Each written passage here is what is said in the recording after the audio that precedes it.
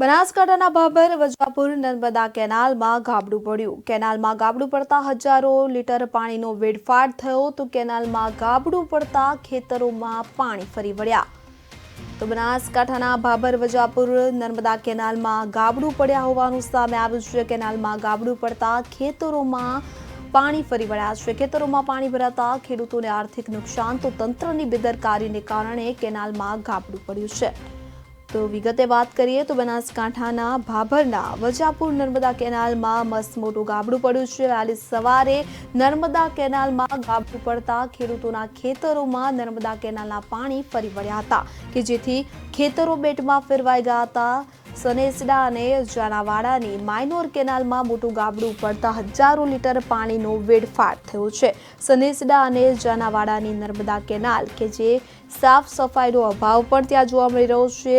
તંત્રની બેદરકારીને કારણે ગાબડું પડતા ખેડૂતોના રવિ પાક કે જે રવિ સિઝનમાં તેઓને રાતા પાણીએ રોવાનો વારો આપ્યો છે।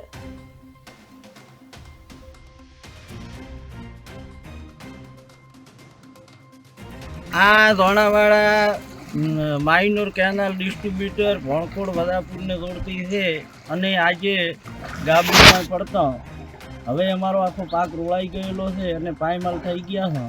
તો આનું હવે જવાબદાર કોણ કહેવાનો મતલબ કે સાફ સફાઈ ન થવાના કારણે અને કોન્ટ્રાક્ટરો અને આની મિલી ભગતના કારણે આજ મારો પાક ધોવાઈ અને સાફ થઈ ગયો છે।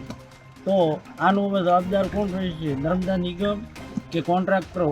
અને આ મારી ખેડૂતની એક અરજી છે કે આજે પાક ધોવાઈ ગયો છે, વારંવાર આવા ગાબડા પડવાના કારણે અમે નુકસાનનો સામનો કરતા હોય છે અને અમે આ ખેડૂત વર્ગ ખેતી ઉપર તો નિર્ભર જ છીએ અને આજે અમારે કાંઈ વધ્યું નથી।